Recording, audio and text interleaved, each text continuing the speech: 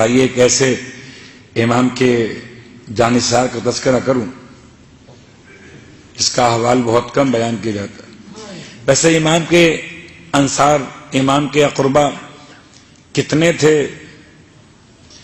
اس میں شاید کوئی گنتی بیان کرنا بڑا مشکل کام ہے۔ میں کہوں 72 تھے تو 72 شاید اس روایت کی بنیاد پر سمجھے گئے جو مکہ المکرمہ مدینہ منورہ سے جو آپ کے ساتھ آئے تھے۔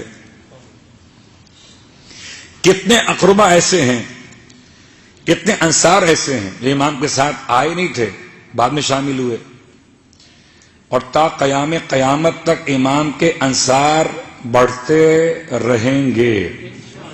کوئی فگر معین نہیں ہو سکتی، اس لیے کہ جابر ابن عبداللہ الانصاری نے عطیہ ابن عمران العوفی سے یہ تو فرمایا تھا کہ عطیہ اگر ہم لیٹ پہنچے تو کوئی بات نہیں ہے، اگر تم اس عمل پر راضی ہو،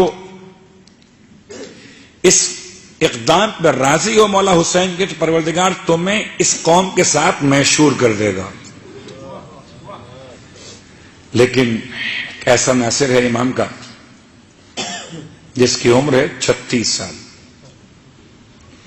36 سال کا مطلب ہے کہ جوان، بوڑھا نہیں ہے۔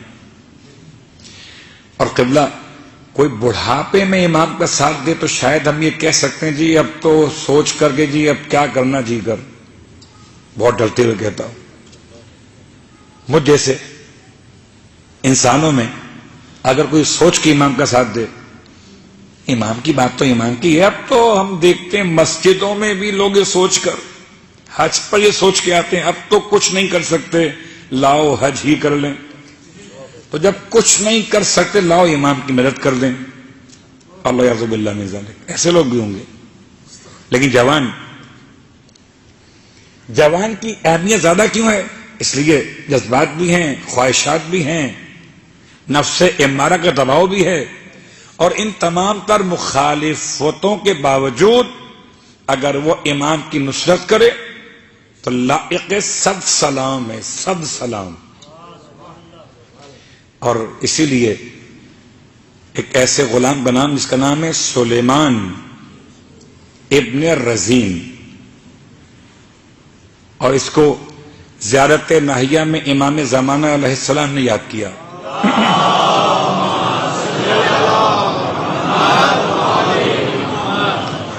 قسم بخدا آفتاب یعنی سورج جب نکلتا ہے اور کسی مقام پر شیشے لگے ہوئے ہوں، لگے ہوں آئینے، تو ہر آئینے میں عکس ایسا آفتاب کی کرنوں کا آتا ہے، لگتا ہے یہاں بھی آفتاب ہے، یہاں بھی آفتاب ہے، یہاں بھی آفتاب ہے، یہاں بھی آفتاب ہے ایک آفتاب۔ لیکن اگر چاروں سمتوں میں لگے ہوئے آئینے ہیں تو چاروں طرف آفتاب دکھتا ہے تو ایک حسین۔ اگر آئینے ظروف خالص مومنین ایسے ہیں کہ چاروں طرف لگتا ہے حسین حسین حسین حسین حسین، بصرہ ہو حسین، کوفہ ہو حسین، مدینہ ہو حسین، مکہ ہو حسین، ہر مقام پہ حسین۔ اللہ اکبر۔ تو ان میں یہ شخص کون ہے؟ اس کے لیے امام نے زیارت ناہیہ میں سلام پیش کیا۔ السلام علی سلیمان مولا الحسین ابن امیر المومنین علی ابن ابی طالب علیہ الصلاۃ والسلام۔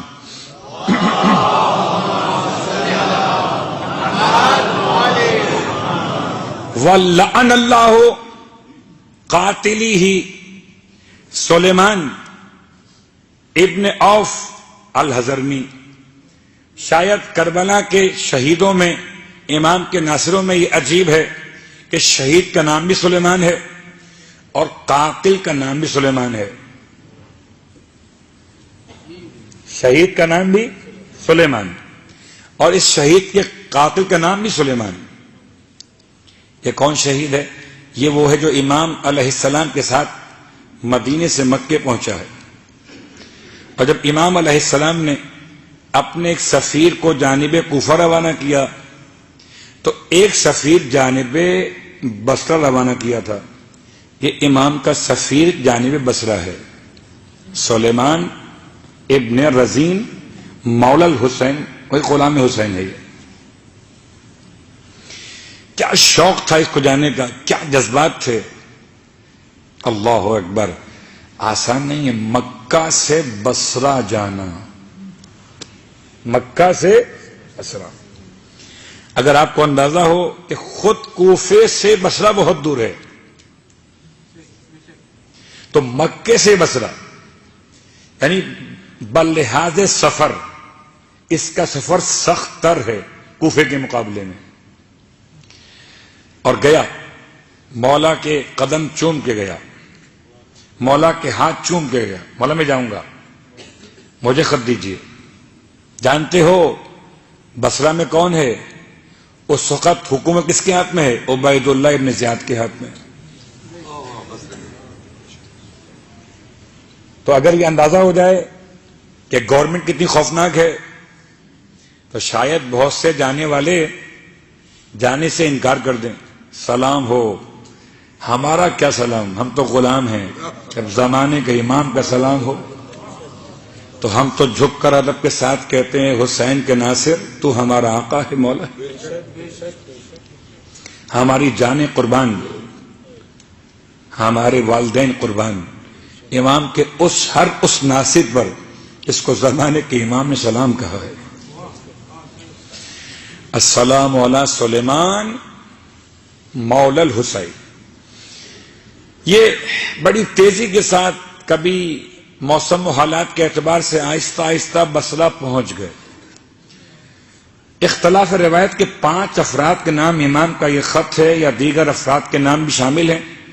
بصرہ پہنچ کر سب سے مشکل کام یہ ہے کہ یہ امام کا خط پہنچائیں کیسے۔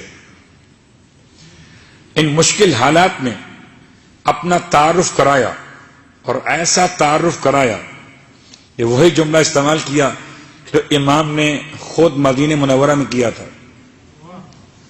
ایھا الناس، میرا مولا حسین، یہ کہہ کر نکل گیا مدینے سے۔ وَإِذَا بُلِيَتِ الْأُمَّةُ بِرَائِے مَثَلِ یزید فَعَلَى الْإِسْلَامِ السَّلَامُ، یہ جملہ جو امام نے فرمایا تھا مدینے میں، یہ سلیمان نے پڑھا بصرہ میں جا کر کہ حسین نے مدینہ چھوڑ دیا، اور یہ کہہ کے چھوڑ دیا کہ اگر کسی امت پر یزید کے حکمران کی بیعت کا عنوان واقع ہو جائے تو ایسے اسلام پر حسین کا سلام ہے۔ اور اس کے بعد امام نے مکے سے اپنا سفیر جانب کوفہ روانہ کیا ہے، اور میں امام کا خط لے کر آیا ہوں۔ بڑا حوصلہ تھا، بڑا حوصلہ تھا۔ خط کا عنوان امام کی حمایت، پکڑا گیا، گرفتار ہو گیا، اور گرفتار ہونے کے بعد عجیب دعا کرتا پروردگار مجھے کسی ایسے کے ہاتھ موت دے تو تیری نگاہ بدترین شخص ہو۔ یہ واقعاً موت تو موت ہے، کسی کے ہاتھ بھی انسان قتل ہو جائے، لیکن عاشقان حسین کی عجیب دعا ہوتی تھی۔ کبھی سوچیے گا، جملہ سنیے گا۔ دیکھیں، ایک تو شہید وہ ہے جو بستر پر مولا کی محبت میں انتقال کر جائے، من مات علی حب آل محمد ماتا شہیدہ، شہید ہے نا۔ اور ایک شہید وہ ہے جسے خون بہا دی جائے، یہ بھی شہید ہے، یہ بھی شہید ہے۔ فرق دونوں میں کیا ہے؟ فرق ایک ہے، جو بستر پر اپنی طبعی موت مر گیا وہ شہید تو ہے، جنت میں اکیلا جائے گا، لیکن اس کا خون بہایا گیا، وہ بھی شہید ہے مولا کی محبت میں، لیکن اس کے ساتھ کمال یہ ہے کہ وہ خود جنت میں جائے گا اور اپنے قاتل کو جہنم میں لے جائے گا۔ اس لیے عاشقان حسین عجیب دعا کرتے تھے کہ ہمارا قاتل وہ ہو جو بدترین ہو تیری نگاہ میں، تاکہ ہم جنت میں جائیں آل محمد کی محبت میں، اور ہماری وجہ سے بدترین دشمن تیرا۔ کیا معرفت، صلوات پڑھے محمد و آل محمد۔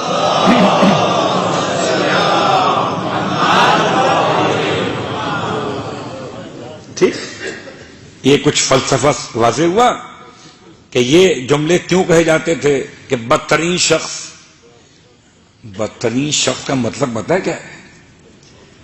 کہ وہ ایسے نہیں مار دے گا، وہ تڑپائے گا، زخم لگائے گا، خون بہے گا، اور انسان بڑی مشکل سے تڑپ تڑپ کر جان دے گا. بدترین ہے نا. اور جو جتنا بدترین ہوگا اسے اتنا ہی انسانی خون بہاتے ہوئے مزہ آئے گا. عبید اللہ ابن زیاد نے ان کے قتل کا حکم دے دیا سلیمان کے، اور سلیمان کو جب یہ پتا چلا کہ عبید اللہ ابن زیاد نے میرے قتل کا حکم دیا ہے، سلام ہو اس ناصر حسین پر، اس نے زنجیروں اور ہتکڑیوں بیڑیوں کے ساتھ شکر خدا کا سجدہ کیا. زنجیروں کے ساتھ حالت گرفتاری ہے، شکر خدا کا سجدہ کیا. کہتے ہیں عبید اللہ ابن زیاد ملعون کے اس لشکر میں، اس سپاہیوں میں شامل نام سلیمان ابن عوف الحضرمی نے اس سلیمان کے سر پہ تلوار ماری. بس عزیزو، یہ تو صرف ایک نصرت کا پیغام امام کے اس ناصر کی یاد میں کہ جو بصرہ میں واحد شہید ہے، کربلا کے شہیدوں میں شامل کہ جو بصرہ میں شہید ہوا.